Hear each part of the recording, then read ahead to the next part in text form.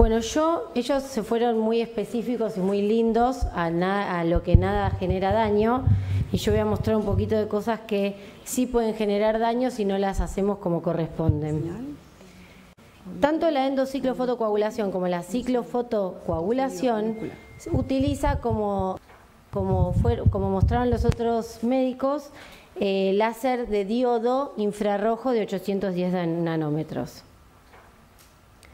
Esto lo pusimos igual con Virginia para mostrar dónde es que nosotros pensamos que podemos utilizar los láseres. Por ejemplo, el de endociclofotocoagulación, que después les voy a explicar cómo se realiza y a qué pacientes nos atenemos, y tanto la endociclofotocoagulación como el micropulso pueden estar en lugar de los MICs. O sea, pueden ocupar este lugar o este lugar previo a las cirugías filtrantes. Cuando nada de todo esto no funciona, ni el SLT, ni los MICs, ni las cirugías filtrantes, a lo único que nos podemos atener es a la ciclofotocoagulación en pacientes que obviamente su calidad visual es mala. En cuanto a la endociclofotocoagulación, hace muchísimos años que se desarrolla. En los 90 el que hizo que se ponga en auge fue el doctor Urman en Estados Unidos, y consiste en la ablación controlada con visualización directa de los procesos ciliares, ¿sí? Entonces, siempre tiene que ser en pacientes pseudofáquicos o en pacientes donde nosotros pensemos en hacer un tratamiento conjunto. Las indicaciones son glaucomas pseudofáquicos, siempre pseudofáquicos, porque si no podemos, al entrar la sonda, que tenemos que entrar a la cámara anterior, dañar el cristalino. Y son glaucomas que tienen buen potencial visual, glaucomas moderados a severos, pero con presiones intraoculares moderadas, no sumamente elevadas. Esos glaucomas que no llegan a presión target, pero no es que tienen 40 o 50 de presión. Y algunos postulan que se podría utilizar en los iris plató. ¿Para qué? Para generar una rotación posterior del cuerpo ciliar. Obviamente que usando parámetros mucho más bajos, potencias más bajas, tiempos más largos. ¿Cómo se realiza el procedimiento? Se coloca post cirugía de catarata o en un paciente pseudofáquico se coloca viscoelástico en el sulcus o ganchos de iris, según le sea más cómodo al cirujano que lo realice. Se utiliza un endoscopio de 18-20G con un EMI-BIN, y lo que tenemos que ver, no sé si se ve bien en la foto, es esto. Tenemos que ver por lo menos entre 3 o 4 procesos ciliares. ¿Por qué? Porque si estamos muy cerca y vemos 1 o 2 procesos ciliares nada más, la cantidad de energía que le llega al proceso ciliar va a ser mayor y el daño que nosotros generemos o la coagulación que nosotros generemos va a ser mayor. Entonces, se introduce la cámara por la misma incisión que hicimos la FACO y vamos a proceder a hacer 135 grados para un lado y 135 grados para el otro. El máximo que nosotros vamos a tratar de grados va a ser 270 grados. Se utiliza generalmente una potencia de 200 miliwatts y se sube la potencia hasta alcanzar y ver el blanqueamiento y la contracción del proceso ciliar. Si ustedes ven acá, tenemos procesos ciliares que todavía no han sido tratados y los que están tratados se ven más blanquecinos y más acortados.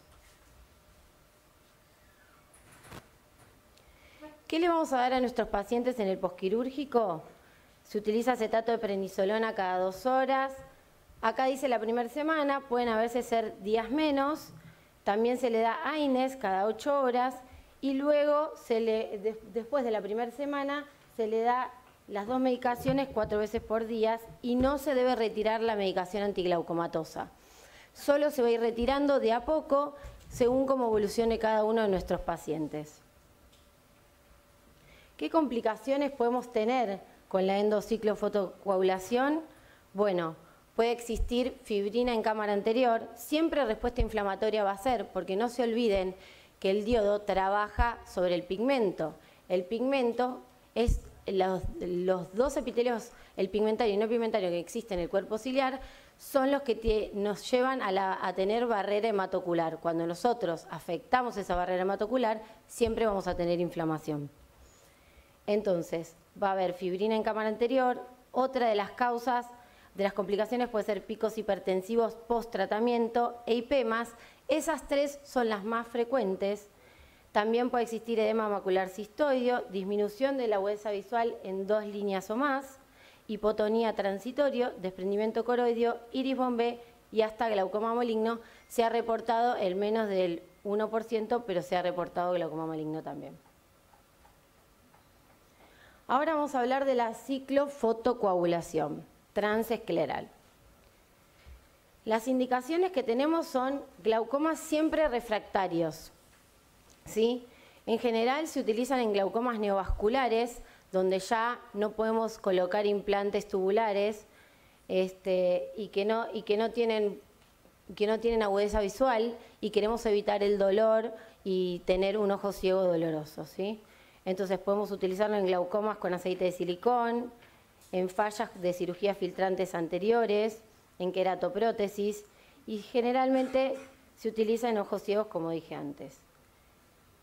Una contraindicación relativa es el glaucoma uveítico, porque la inflamación va a existir y va a ser mayor. ¿Cómo realizamos la ciclofotocoagulación? Al paciente se le realiza anestesia perivulvar, que puede ser mezcla de bupivacaína con lidocaína o lidocaína al 2% sin adrenalina.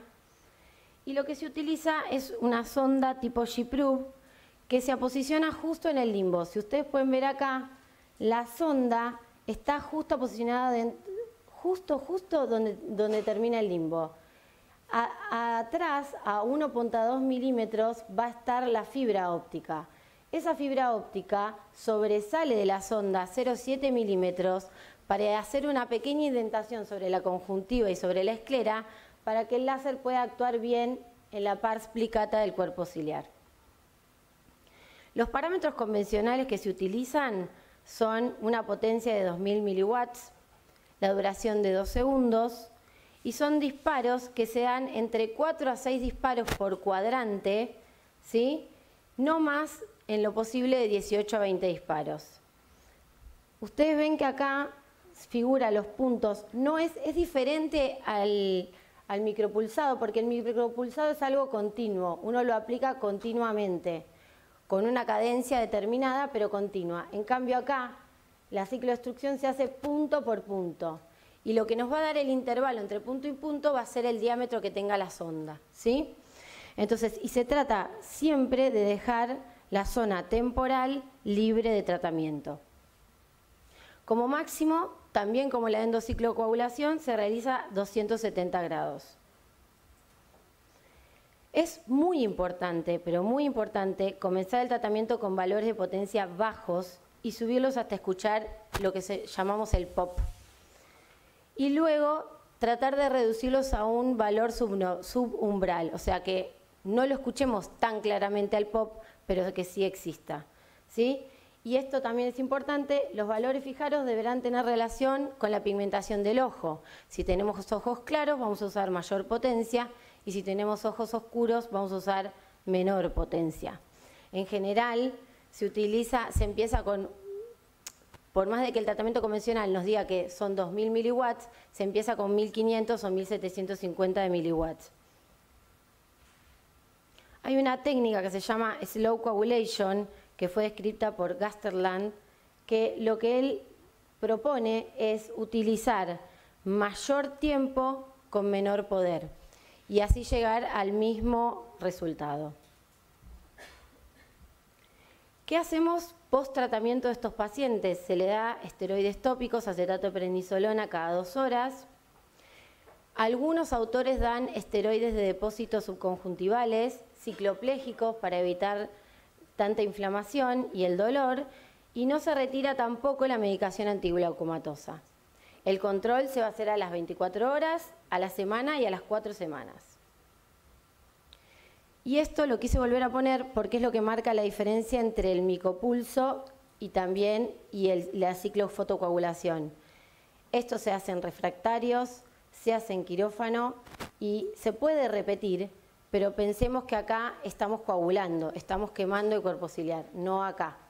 Este llega a una temperatura de casi 350 grados, cuando el micropulso llega a 35 grados.